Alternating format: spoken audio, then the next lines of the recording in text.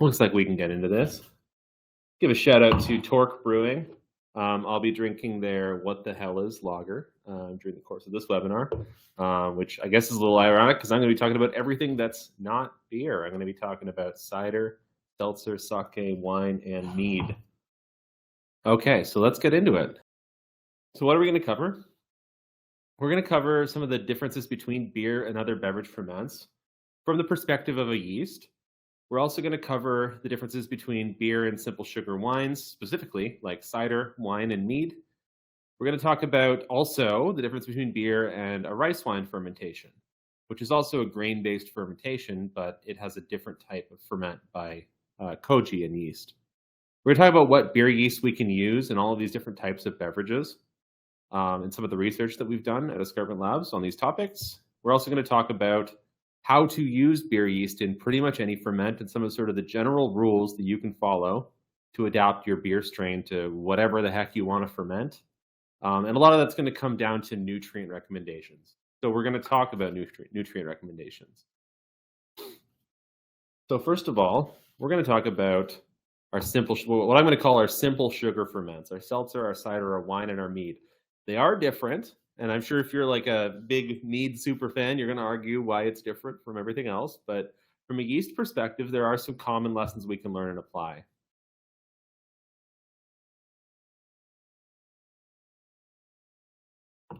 So first things first, we're going to look at a family tree, which is often the case here. Humans have domesticated yeast and evolved alongside yeast.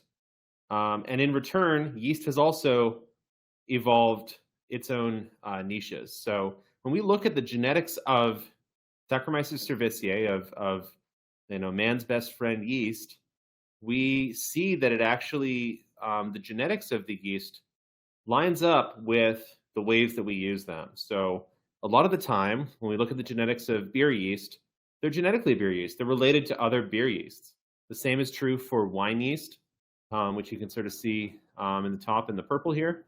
And the same is also true for rice wine yeast, like sake yeast, which you can sort of see to the top right around 2 or 3 o'clock.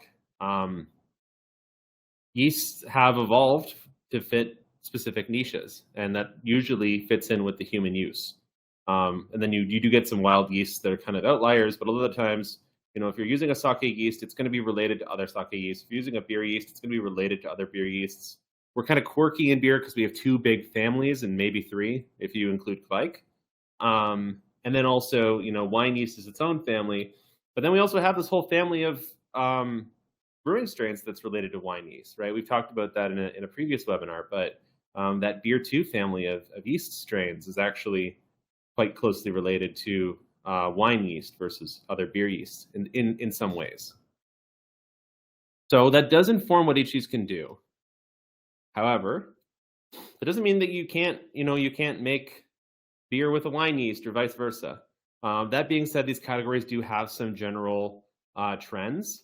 So if we look at nutrient requirement, for example, wine yeast is interesting in that a lot of wine yeasts have low nitrogen requirements. They've adapted to the lower nutrient environment of wine and figured out how to thrive and make high alcohol in that environment. Whereas beer yeasts, they're used to like malt sugars, they're used to all of the FAN and proteins coming from malt, so they tend to have pretty high nutrient requirements comparatively. And the same goes for sake yeast. So I just had some hot sauce, so I'm like a little bit spicy here. It's good stuff. Oxygen requirement, also a very similar case, right? The wine yeasts often don't need, they're used to a bit of a slower fermentation. They might not have as high of an oxygen requirement, whereas a beer yeast is going to need that in order to grow and complete its fermentation quickly. Flocculation is a really interesting trait as well because it's one that's been selected for in brewing strains, but not so much in wine or sake. With beer, one of our key variables is the flocculation because we need to be able to either harvest the yeast from the bottom or crop it off the top of our ferments in order to reuse yeast, especially on the industrial side and industrial brewing where, collecting yeast to reuse it is often a limiting factor. So as brewers, we've selected for flocculation in our strains. So consequently, we can have pretty high flocculation in brewing strains. Whereas with wine, you make it once basically. And sake, they tend to filter out the yeast. So those types of yeast have typically not been selected for flocculation. So that's a pretty unique trait with the beer yeasts in a lot of cases. And then another place where there's a lot of differences is in the type of sugars that can be fermented by these yeasts. So beer yeast, I would argue, is the most evolved because in addition to simple sugars and maltose, which is a 2 glucose unit sugar, beer yeast has also figured out how to ferment even more complex sugars like maltotriose, which is the 3 sugar unit sugar, 3 glucose unit.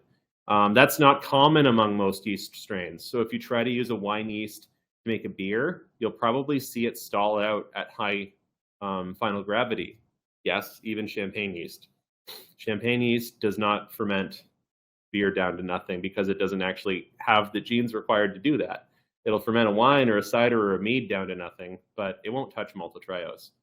So that's something to keep in mind. If we look at wine yeast, they've basically been tailored to be really, really good at fermenting simple sugars, including fructose, where that's one of the trade-offs for us with brewing yeast is that they tend to be a little bit weaker with their ability to ferment fructose, which is also a simple sugar. It's just a little bit different from glucose, which I will call like the simplest, most accessible, most desirable sugar to yeast.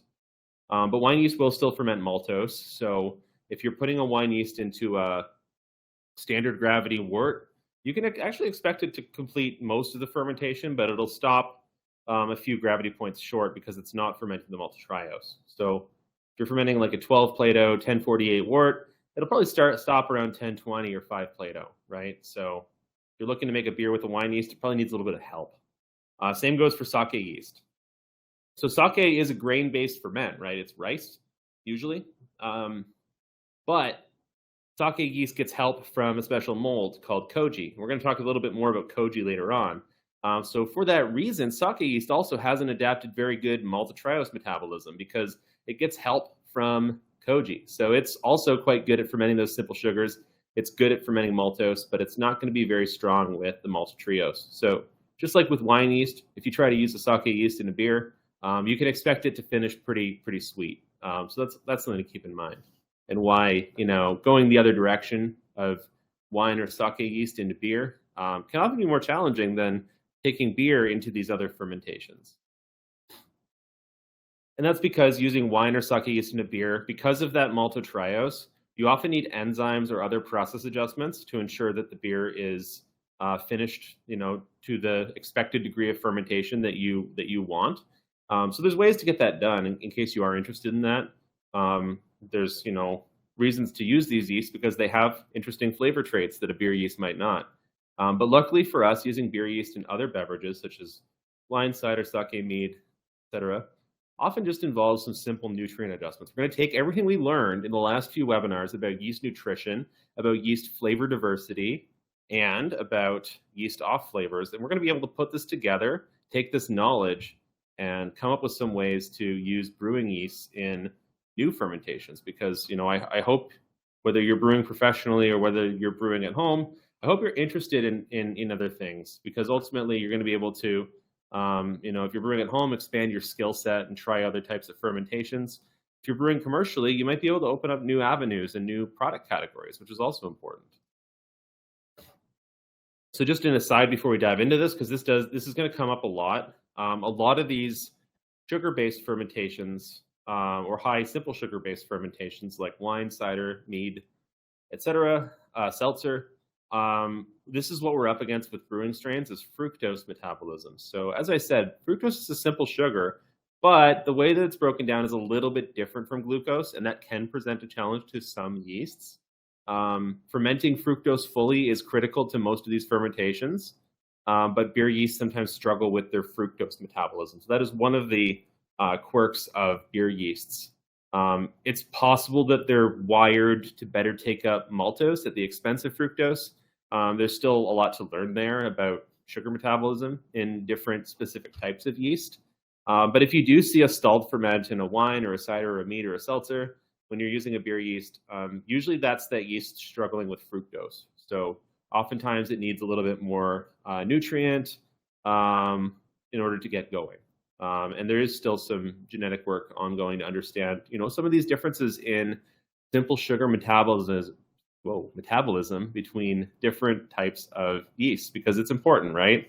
If we can train up a beer strain to effectively ferment fructose, then we've basically unlocked a whole bunch of really, really interesting, wine, cider, seltzer strains, right? Okay, so we're getting into some of the specific products here. What is cider? We're going to talk about each of these, both from the human perspective of what are we doing and why are we doing it. Well, why are we doing it is probably to make an alcoholic beverage at the end of the day. And also from the yeast perspective, because they can often be very, very different. And we're going to find ways through our understanding of yeast nutrition to meet in the middle. So from the human perspective, this says, adults who should go apple picking, we should all be drunk for this. Let's get really drunk. Yeah, that's really the point of cider is, probably trying to make an alcoholic beverage. What's great about a lot of these types of ferments is they're really easy to make. Like beer is incredibly complicated and fiddly and annoying to make, right? You have to do the mashing process. You have to do a lot of work for your yeast. Whereas for a lot of wine or sugar-based ferments, it's actually a lot more simple. So that's what's interesting and compelling to us as humans is, well, we press some apples into some juice and we add some yeast and nutrients and let it rip. And that's really, really easy, right? Cider is one of the easiest alcoholic beverages to make. But from a yeast perspective, it's a little bit challenging. Yeast doesn't always like those apples. It's the low FAN, free amino nitrogen, meaning nutrient environment. It's a high fructose environment. So if we're looking at brewing yeast, we know that they might have some challenges. The sugar content, luckily for us with cider, isn't that high. So it's not going to create as stressful of an environment as a wine or some meads will. But if the juice isn't pasteurized or sterilized, then we're also going to have competition from other microbes. So wild yeast, bacteria, other stuff in there might present some challenges to our yeast.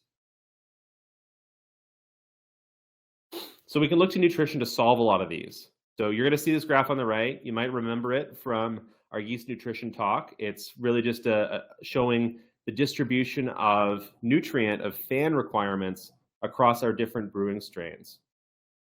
So if I was looking to design a cider for optimal fermentation, regardless of whether I'm using a brewing strain or a other yeast strain like a wine strain or a cider specific strain, I'm going to look for some specific things. Keeping in mind that, okay, cider juice is typically a pretty moderate specific gravity starting. So, at most we're going to get about 8% alcohol. That's not too stressful for the yeast. pH can be low. It can also be very highly variable depending on the apple varieties you're using. So that is something to keep in mind. A lower pH is going to mean a more stressful fermentation. And with cider, the free amino nitrogen is there, but it's low. A lot of the times it's around 30 or 40 parts per million. And as we see on the right-hand side, most of these brewing strains require at least 100, and in some cases closer to 200 parts per million in a standard ferment. So we know that there's some limiting factors here. So there's ways to address it. You can accept the low FAN and accept a really, really slow fermentation, which some folks certainly do. And that does work better, I would say, with the wild fermentation style than it would with adding a lab-grown yeast that's going to be looking for that nutrient that it's craving.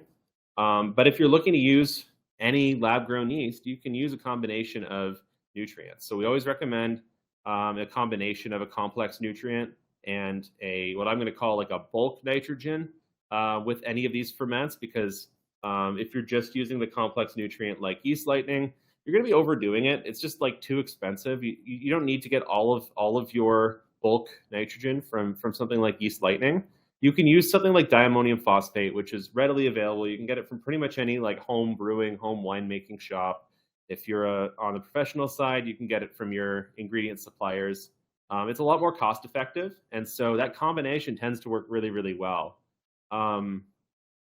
We don't produce like a ready-made combination, but we find that most people can easily source diammonium phosphate, or I'm just going to keep calling it DAP. And then you can also use yeast lightning there. So I tend to recommend it at about a 1-to-10 ratio. And what that looks like is in the average cider, using about 8 grams per hectoliter of yeast lightning and about 80 grams per hectoliter of DAP. That's going to give you the FAN, or in the wine world, they'll call it YAN, yeast assimilable nitrogen. That will give you enough for pretty much any yeast to be able to ferment. There are some on the really high end, like some of the Belgian strains, where you might want to put in a little bit more. And you can also, doing the math on the homebrew side, that's 2 grams of yeast lighting and 16 grams of DAP. Very, very low cost, all things considered, to ensure a consistent home cider ferment. And if you're giving your cider nutrition, you should be able to get your yeast to ferment through in 1 or 2 weeks. Like, it should be pretty quick. A lot of people making cider will stagger their nutrient additions, so you can do that. That's an option too. It's kind of up to you. We haven't seen any major differences between those two approaches, but we also haven't done extremely extensive studies either. And then it's something to keep in mind here is you can always dial this into your yeast's precise requirement. Like, if you are making a cider with a lager yeast, you probably don't need to add quite as much DAP, for example. If you're using some of the Belgian strains or Kvike strains that are a little bit higher in nitrogen requiring, then yeah, you might want to bump it up a little bit more. But keep in mind that different yeasts have different nutrition requirements. That's one thing you take away from this webinar series. Then I'm happy, and you can feed them accordingly. So I do have some data. This is from a project we did a few years ago now, but we took a big batch of cider and we split it across a bunch of different strains. So there are some numbered strains here that are kind of codenamed, some wild yeasts that were being worked on at the time, as well as some other acronyms and other names. But you will see some strains that you probably recognize as familiar, like Crispy, English 2, Jotun, OWS being Old World Saison, Vermont Voss, things like that. And this is looking at the cider after 2 weeks of fermentation. So you actually see some pretty big differences in how much those yeasts were able to ferment. You can see, for example, if we look in the middle at the fructose and the glucose, there's some yeasts that were fermenting more than others. I will say for the glucose, it's like that's barely any left there. The fructose, you're 0.03, 0.04, barely anything. So that impact between like Crispy and the rest of the strains isn't that big. For the fructose, it is more significant. You can see, for some of those, you have it still at around 1%, whereas others have basically fermented all the fructose. And you also have sucrose there on the right as well. Some of the sugar from the apples is going to come in as sucrose, and then yeast is going to break that down into glucose and fructose and further into alcohol. But you can see quite a bit of difference between some of the strains, and that can tell you that some strains are going to be better at this than others. With cider, it's always a trade-off also between efficiency and flavor. There's some strains that are super efficient that aren't necessarily going to be super flavorful. So that's really something to keep in mind. But you can see some of the opportunities there, like a strain like the Old World Saison in this trial. I remember it doing quite well flavor-wise as well. The English Ale 2 as well, tasting quite good. And we actually have had also good results with Crispy, although in this trial it was on the slow end. So certainly a lot of opportunities here. Ardennes was another one that worked quite well. So all this to say, really the take home with this graph here is that a lot of the brewing strains out there, and this is a pretty good representation of different brewing strains, will be able to ferment a cider if they're given enough nutrition. So that's important to note, is you can really experiment with ciders. What would we recommend? We have a few different options. So often we do a cider blend every fall. We're not going to be able to do that this year, but what we are suggesting as a great cost-effective option is our house ale strain, which is available in the 11-gram homebrew sachets. You can actually take that 11 grams and split it into 40 liters of cider if you like, because you can use a lower pitch rate for ciders. So that's a really great cost-effective option, because you can take the house ale, split that up into 40 liters of cider and ferment it out. It's fast. In our trial internally, the cider fermented down to nothing, basically no residual sugar, after around 7 or 8 days. So it was quite quick. And another advantage of the strain is that it's flocculent. So if you need to turn around cider quickly and get the yeast to settle out, this is a great option. So I do recommend that. That's one of the benefits that brewing strains offer for cider, is that flocculation, because you're not waiting for the yeast to settle out. You can, let the ferment finish, let the yeast settle and rack it off. And, if you need to make cider faster, then brewing strains are a great option here. Another good strain is English Ale 2. As we showed in that graph, it has quite good fermentation of cider, quite good reduction of the sugars. It's really easy strain to use. We find it also produces these really nice palm fruit, like apple, plum, peach kind of esters. So it works really, really well in the context of cider. And it's another flocculent strain. So again, the advantage with the flocculent strains in cider is, they're just getting the heck out of the cider, and it's going to make it easier for you to rack it faster. You might not have to use as much finings. It just makes the process easier. And then I will also give a shout out to just Belgian strains in general. I have Old World Saison here, but also a strain like Ardennes.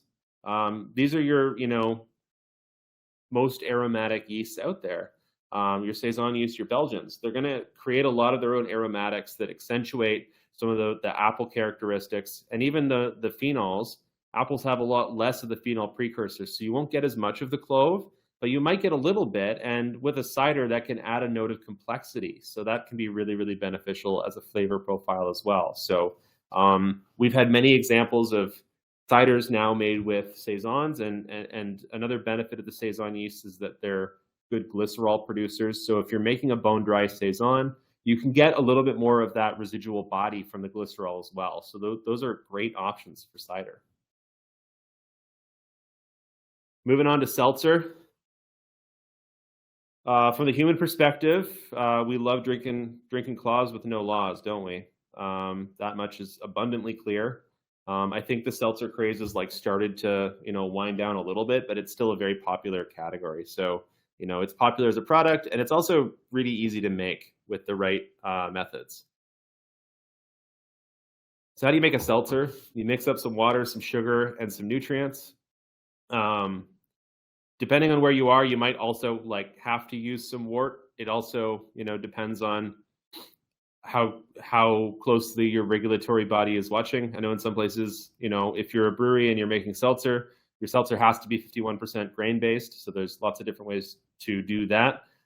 For purpose of simplicity, I'm just talking about sugar-based seltzers here, but simply put, and there's obviously a lot of complexity under the hood, you ferment it, you filter out the yeast and other stuff and color usually, and you carbonate it and flavor it, and you're off to the races with your hard seltzer. From the yeast perspective, it's just water. It's stressful, right? If you don't have pH buffering, the yeast is going to freak out, and it's going to struggle. If you don't add nutrients, the nutrients are going to be limiting, and with some yeasts, you might actually have to add more, and that can cause issues, right? If you're getting a super sulfury, eggy, farty seltzer, that's what's going on. It's not enough nutrient.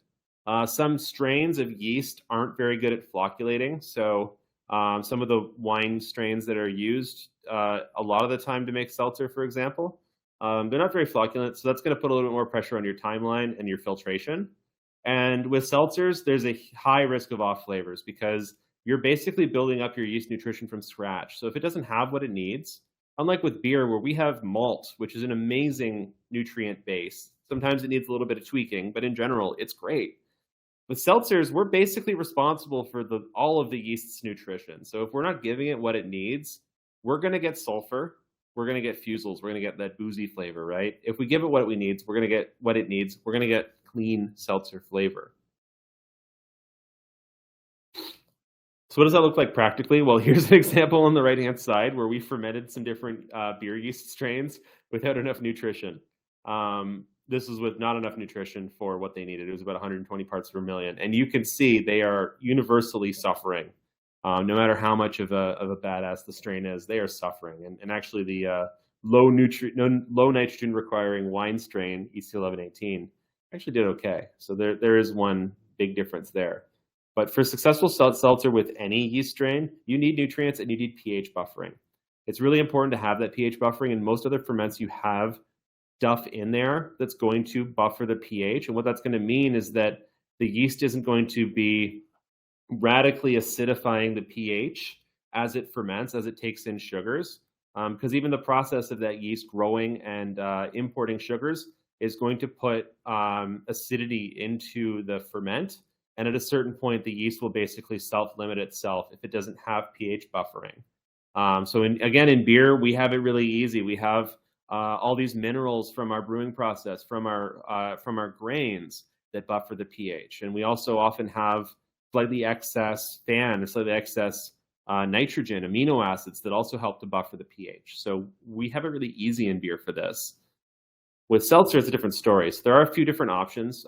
We've seen both work quite well.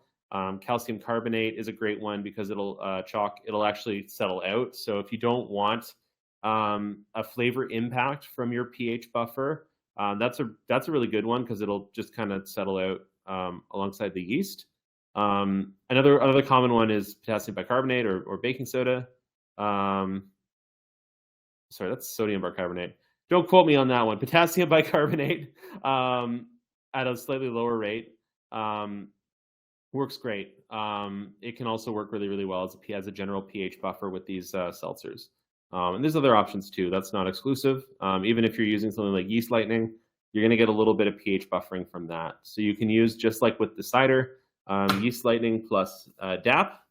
For this, we recommend potentially going a little bit higher because then with seltzer, with cider, because with a seltzer, we're starting with nothing, right? We're just starting with water. So it can be beneficial to go a little bit higher on your nutrition with that. And again, the cool thing about seltzer is that it's really, really cheap to make, right? It's just like sugar, water, a little bit of nutrient. So you can definitely afford to throw a little bit more nutrient at it.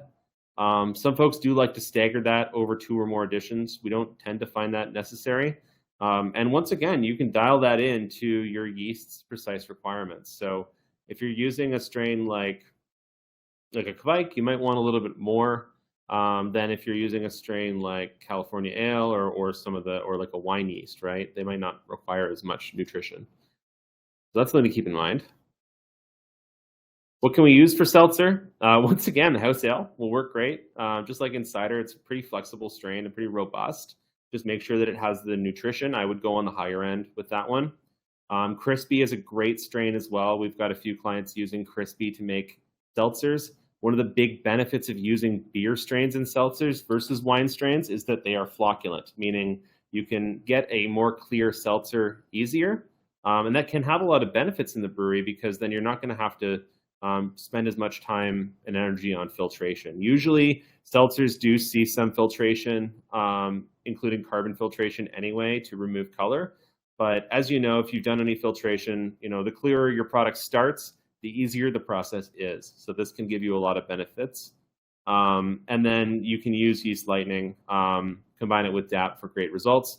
Keep in mind, you will get a little bit of color from yeast lightning. So it's important to keep that in mind and do some tests ahead of time.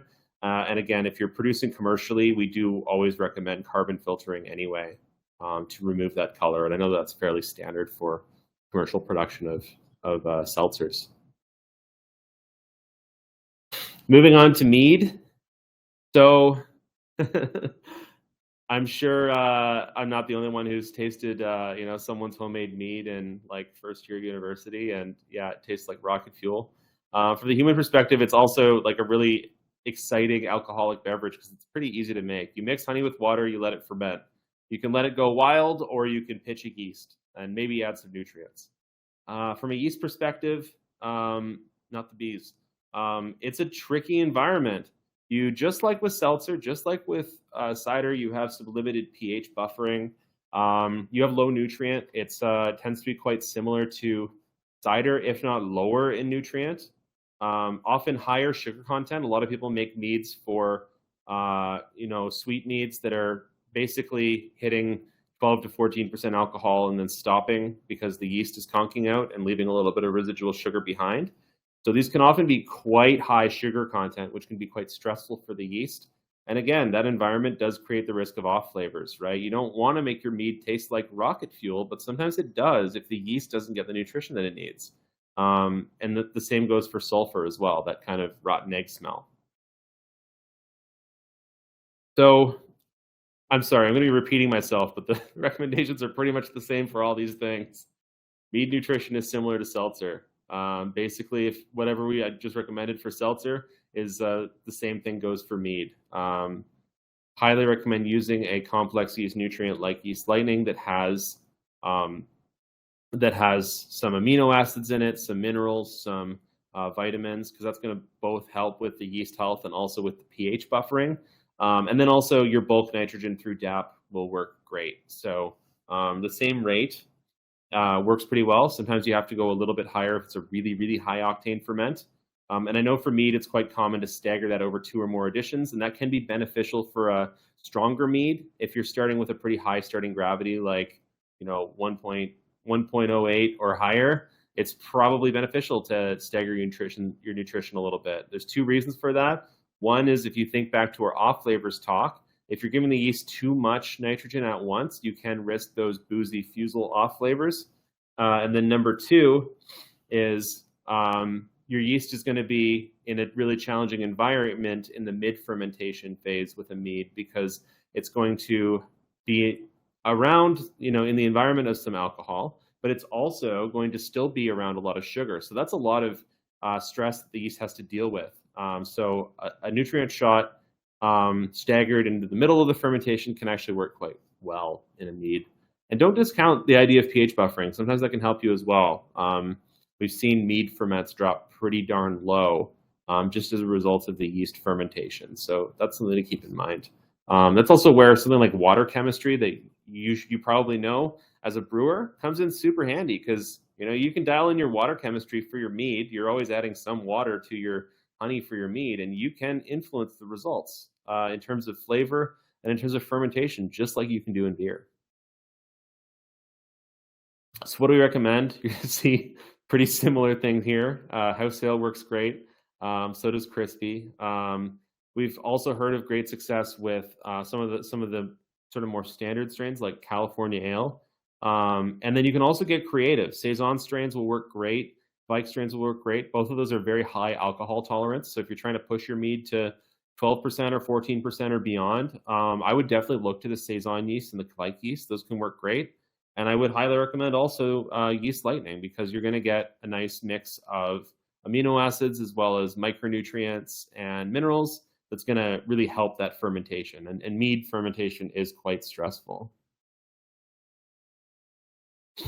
So moving on to wine. Why are humans doing it? Well, basically, it's incredibly easy. Any place where humans can grow grapes and make wine, they do that instead of making beer, because beer is a lot of work, and wine, it's a lot of work growing the grapes. I will not discount that, and it's an incredibly complex product. That being said, at its most basic, it's pretty easy. You harvest some grapes, you crush them. You don't even have to crush them. In the case of red wines, they kind of just ferment on their own. You ferment those grapes with some yeast or not. You also have wild yeast on the grapes. And you wait, and you probably, if it's a red wine, then you press it. If it's a white wine, then you sort of wait for it to age. But it's a pretty simple process. Obviously, it's a lot more complex to make really good wine. But at the end of the day, it's a very simple process from a human perspective. From a yeast perspective, it's a lot of sugar to ferment. It's pretty stressful. So that's a key thing to keep in mind with yeast. It's a really high sugar content, so you need to use a strain of yeast that has that tolerance for high osmotic stress. You need to use a yeast that's also able to reach a high ABV, unless you're looking for a sweet wine, right? The tail end of a wine ferment can be really stressful, because you might have that yeast in, a 10 to 14% alcohol environment, and there's still sugar left to consume. So that's really stressful for the yeast. And you also have acid to contend with. So some wines can be pretty darn high in acidity, right? If you look at like a Riesling, for example, those can be really quite high in acid. And so that's another challenge. And then there's also competition from other microbes. So wine is almost never pasteurized or sterilized before fermentation. Maybe it's stabilized with some sorbates or sulfites or something like that. But you often do have competition from other microbes in a wine ferment. So that's even more stress for the yeast. So it is not easy. And that is part of why we use wine yeast to make wine. And part of it is we've also selected for wine yeast that make it easy to make wine. A lot of wines typically don't need much added nutrient. Especially if there's skins involved. So like red wines, skin contact fermentations, you actually do get some nutrient from the skins of the grapes. So that can be really beneficial to the yeast. But some wines may benefit from added nutrition, and especially when using beer yeast, because beer yeasts are often higher nitrogen requiring than your average wine yeast. Wine yeast do actually have variable nutrient requirements, and that's something to keep in mind, and that I know winemakers are paying attention to.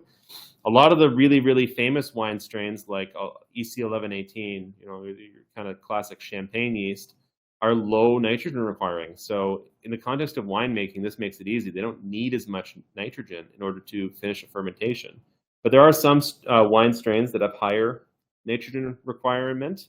And in the context of comparing that to a beer strain, I would say most beer strains I would consider high nitrogen requirement, with maybe lager being on the lower end. So that's something to keep in mind. One of the limiting factors with adapting a beer strain to making wine is that the beer strains tend to have higher nitrogen requirements. So if you pitch it into the wine, it's going to get stressed out because it just doesn't have enough nitrogen for itself. So if and you can often find this information, just through Googling, like how much yeast assimilable nitrogen will a certain type of wine produce. Luckily, there's a lot of research done on wine. There's often more research published on wine than there is on beer. So if you don't think that your wine fermentation is going to have enough YAN, which is FAN plus ammonium, which is a much more relevant nitrogen source in wine, that's what we're adding when we're adding DAP. We're adding ammonium to make yeast assimilable nitrogen.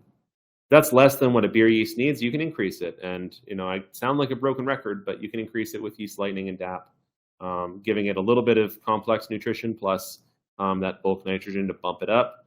And you can start with a lower rate. What I tend to use if I'm using a brewing strain in a wine is I'm going to start with our standard rate of yeast lightning, 4 grams per hectoliter, and or like 1 gram in a homebrew batch, and 20 grams per hectoliter of DAP, so like 4 or 5 grams in a homebrew batch. Not a whole lot, but it can make a big difference if you're just looking at comparing a yeast with low nitrogen requirement and a yeast with high nitrogen requirement, because you're already getting some FAN, some YAN from the juice from the grapes themselves.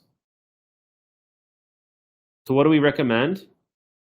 What's interesting here, first of all, is that some commercial wine yeasts are not actually genetically wine yeast. So one that I'll use as an example, because I know it's super popular for ciders. 71B is a pretty famous wine strain that, according to one study, is actually closer to bread yeast genetically. So there's one example already of a bread strain that's being used to make wine. And again, trying to break down the dogma of like, I must use wine yeast for wine, I must use beer yeast for beer. I think we can be a lot more fluid than that and experiment a lot more. Beer strains can be used in winemaking if they have enough alcohol and pH tolerance. So those are the two things we're looking for with winemaking. We do need to have a strain with alcohol tolerance unless we want to make a sweet wine.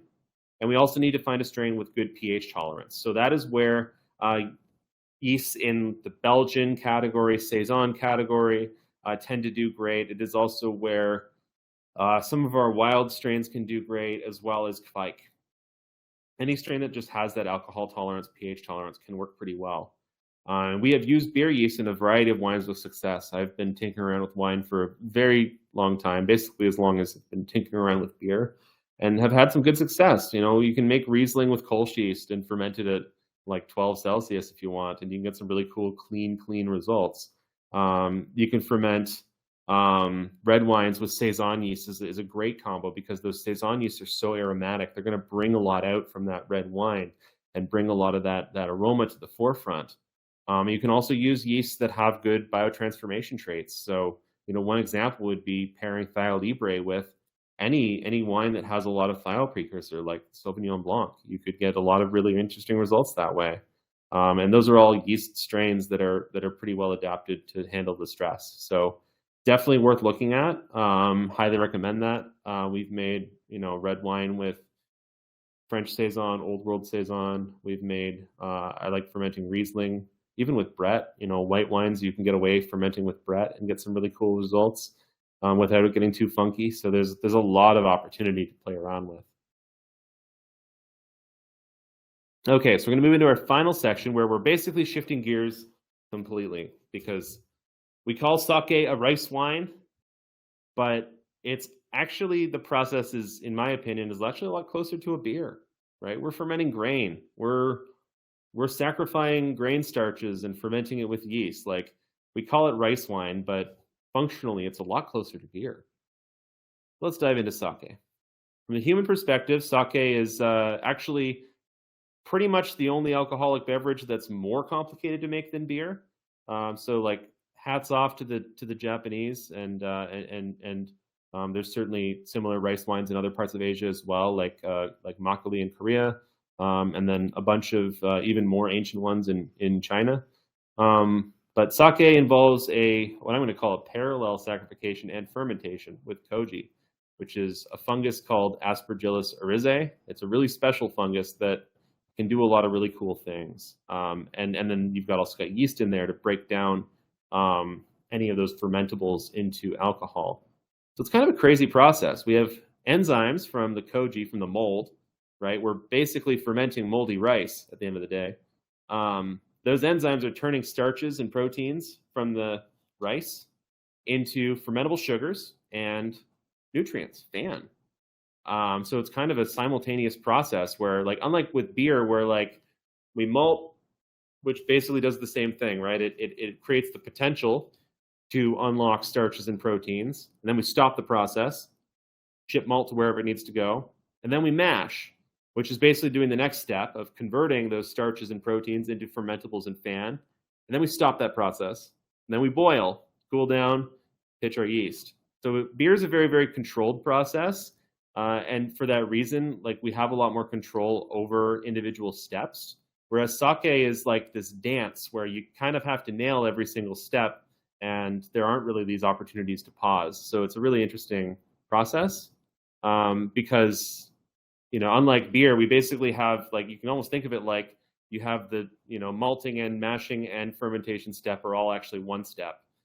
Being managed really, really closely in sake production. And they will do it in multiple stages too. Like they will take, an initial batch and then add more sake, more rice, more sake, more rice, more sake, more rice, in a very controlled and kind of regimented manner to produce quality sake.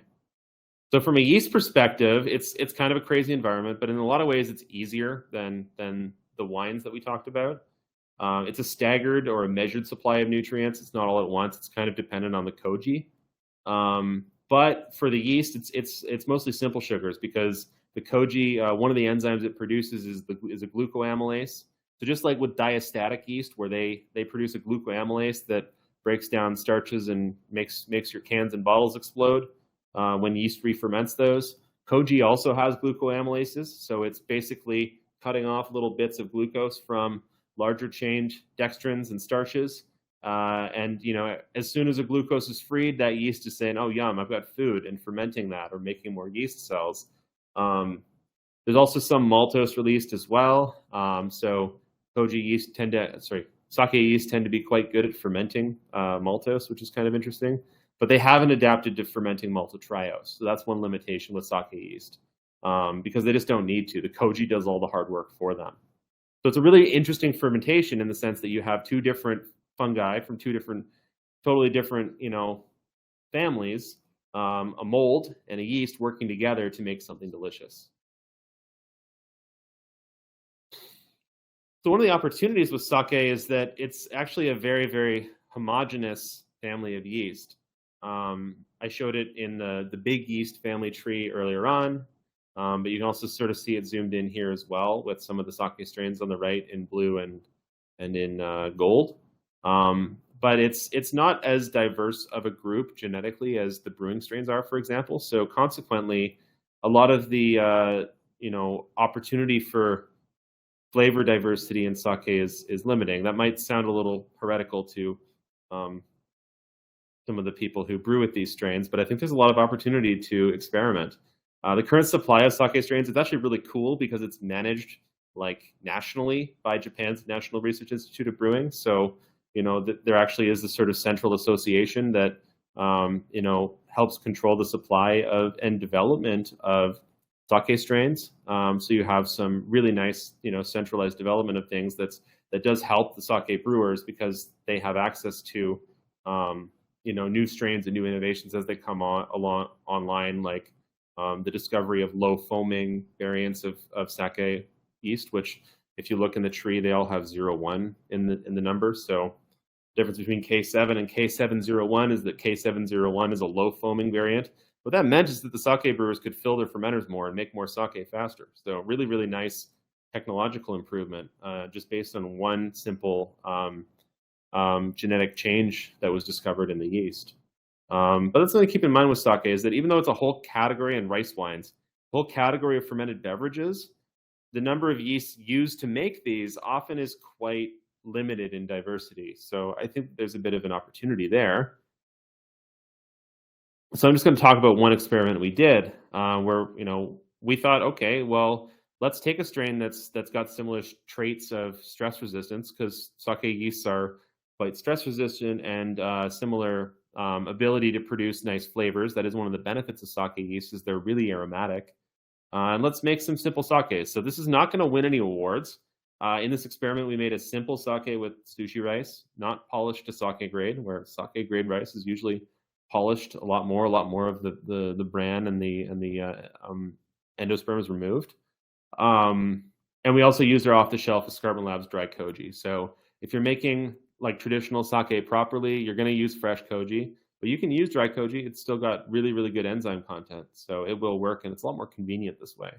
And we did a little experiment where we fermented different batches of sake with different yeasts. So we were testing the idea of, can we use kveik to make acceptable sake? And we also used one of the more popular sake strains, the K701, as a control.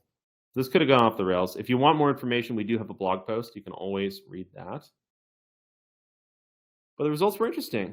Long story short, we actually preferred the kveik sakes in this case, right? We haven't done a proper full test with like polished rice and the standard process. So if any sake breweries out there want to run this, I will gladly donate some kveik yeast to the cause. Let's do it. But in the interim, here's some of the data we have in this simple sake. Some of the kveiks were actually preferred more. Our set was the most preferred, which is an interesting kveik that does have some quite nice aroma production. In this case, what we were noting as tasters was more pronounced melon and fruity notes compared to the traditional sake yeast, and that sort of melon note is actually quite desirable in commercial sakes. So we thought that was quite interesting. And one thing I'll mention here also is that our panel was not just staff at Escarpment Labs. We actually included some sake professionals. So even including the sake professionals, some of these kveiks were getting better votes here in terms of preference ranking. And what's also cool that we found was that even though it's a pretty niche fermentation environment, none of the kveiks had any trouble fermenting the sake. It's really hard to monitor a sake fermentation because, again, you have that simultaneous saccharification and fermentation. So if you just go by specific gravity, you're kind of missing the complete picture. But in our case, at least in terms of what we were able to measure, the kveiks kept pace or exceeded the pace of the traditional sake yeast. So just a cool example of trying out a beer yeast in a different context and getting some really interesting results. So what can we do with that?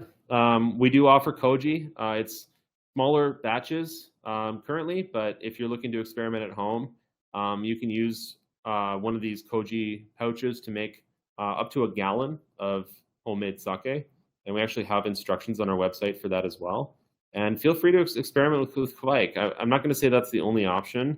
I bet you could use a Saison yeast or something else that's relatively high alcohol tolerant, high stress tolerant as well, and get some really interesting results with a sake or a rice wine type beverage. So definitely feel free to explore. I know that might sound blasphemous to the sake traditionalists, and I will also mention that website for the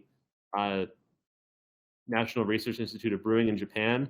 They have like an amazing list of resources on sake. If you want to learn anything about sake, you can go to that website, and like it's all free. They've done a really good job of providing education, and like it's a complex topic, so I highly recommend, if you're interested, to dive into that. Yeah, in conclusion, we can use what we just learned in the last few weeks about commercial brewing yeast and think outside the box, right?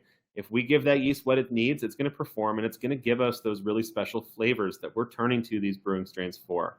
with the right adjustments, we can use beer yeast in a lot of other environments with success and create totally unique results. Like, who out there is fermenting wine with beer strains or sake with beer strains? If you're a beverage producer, it's an opportunity to set yourself apart. And if you're a home experimenter, it's an opportunity to do something that no one's done before. And that's, not always possible to find. So happy experimenting. I hope I've given you a couple ideas here to experiment for yourself.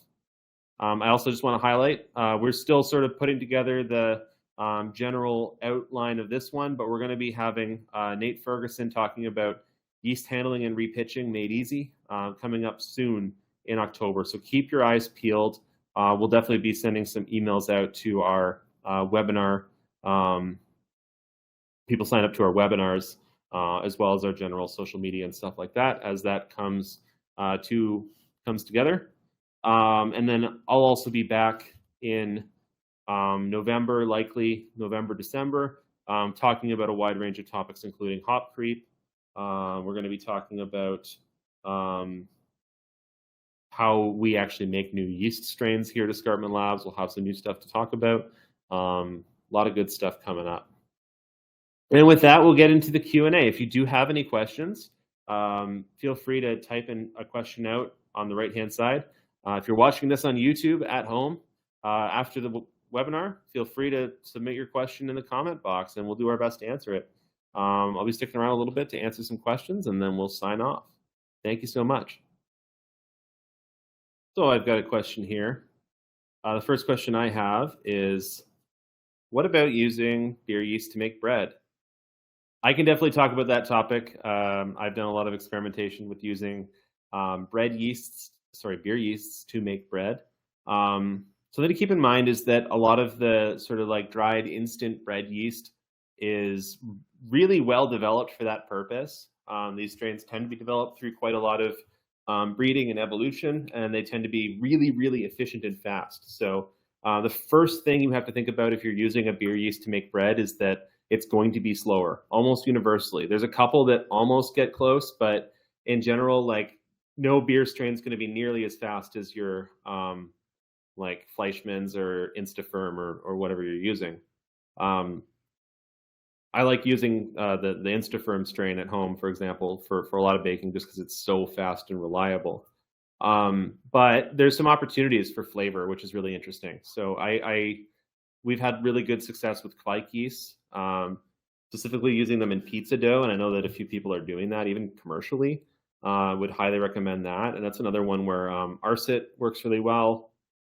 Hornindal, you can Voss, you can really experiment with Kvike and pizza dough, and also some of the Belgian strains. So it's I sound like a broken record, but the more stress resistant the yeast is in general, the more applicable it's going to be, the more flexible it's going to be to different fermentation environments. So the Kvikes and Belgian yeast being generally quite stress resistant means that they tend to work quite well. You can actually use wine yeast to make bread as well. I've heard of people using wine yeast to make really, really nice like baguettes and pizza dough and stuff like that too. So I would recommend that. I have another question here from Ricardo, one of us. Ricardo asks, did you guys test repitching crispy from seltzers? We have not tested repitching in seltzers. In general, if the pH is being managed and the yeast is getting everything it needs nutritionally, such that the viability of the yeast is good after the fermentation, you should be able to repitch it.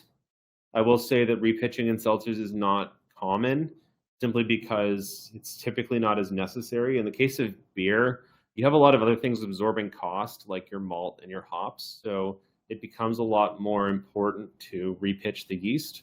Whereas with seltzer, it's often just more of a case of get the product made and out the door, because the input costs, your sugar, nutrients, your yeast, flavorings, tend to be lower than a beer, but you can typically charge about the same price for a seltzer as for a beer. So the margin structure, the cost structure is a little bit different. So I haven't heard as much about repitching yeast from seltzers because it's typically not as necessary. I see that was us. We have one more question here from Merlinus. That's a cool name. Is it possible for a home brewer to harvest and grow their own koji? Yes, absolutely. There's a lot of homebrewers that are now experimenting with koji. In fact, I know the last two homebrew cons, there's been a few different talks on home koji cultivation. So there's kind of a few different ways you can get into it. You can purchase a ready-made koji, which is a great way to start experimenting with it. But then a lot of people end up going further off the deep end and then actually growing koji from scratch. So what that involves actually preparing your own rice or grain substrate for the koji to grow on, and then purchasing what's called koji spores. So we don't sell koji spores. We sell ready-to-use koji. So that's kind of the end product. But you can purchase koji spores. There's different producers. There's different options out there that make all sorts of different strains. Koji is just like yeast, where there's all sorts of different strains that do different things in terms of enzymes and in terms of flavor production. So there's a lot of diversity out there. But what you'll do is you'll take those koji spores. They're kind of like seeds. You shake them onto the grain that you've steamed and sterilized. You put it in a warm place, and there's lots of great information out there on making koji incubators. You let it grow to the stage you want it at. Like for a rice wine, for a sake, usually that's just where the koji has grown over the grain. I can show a picture here somewhere. Whereas if you're making something like a soy sauce where you want more of that enzyme, you can see there on the right, it's very like white and fluffy. If you're making a soy sauce or something where you want more of the protein breakdown from the koji, you might even let it go to the point where it's sporulating. So koji spores tend to be green or black. There are some that are white or yellow. It'll start producing spores, which are basically new seeds for more koji. And that's usually a little bit longer in the process. Like to get to the point of what we see on the right-hand side, it's usually sort of in the range of 30 to 40 hours. If we go longer, it'll usually sporulate, and you don't want to use that for winemaking, but you might want to use that for like a soy sauce or a miso or something like that. So in terms of harvesting and reusing, I would recommend, just for safety and simplicity, to source some koji spores from a reputable supplier. There's a few different options. But a lot of these companies have been making koji spores for like over 100 years. Like it's a really cool thing that they've got going on over in Japan. I know there's one company that's been making koji spores and koji starters for like 400 years. So it would be irrational for us to try to compete with that. So if you're looking to grow your own koji grains, I would look to those Japanese suppliers. And you can find those online in Canada, the US, Europe, wherever you want, usually. So cool. I'm gonna sign off, but thank you so much for consistently signing up and watching this summer webinar series. I keep trying to say fall because it really feels like fall now. I really appreciate the support and folks tuning in live and asking questions, but also folks tuning in on YouTube and checking out these videos. It's really, really cool to see people picking up what we're putting down and paying attention. And I really, really hope that it helps you become a better brewer, helps you make better beer, better fermented products. That's really what we're here for. We're here to help. And if you do have any questions or any requests in the meantime, I'm going to be spending the next 6 weeks or so basically working on the next round of education from myself while we let Nate take the reins on some practical brewing, repitching kind of stuff. So if you have any ideas, feel free to send them our way. That's always awesome. It helps us know what direction we need to go in. And until then, happy fermentation. I'm really excited to see what you work on. Cheers.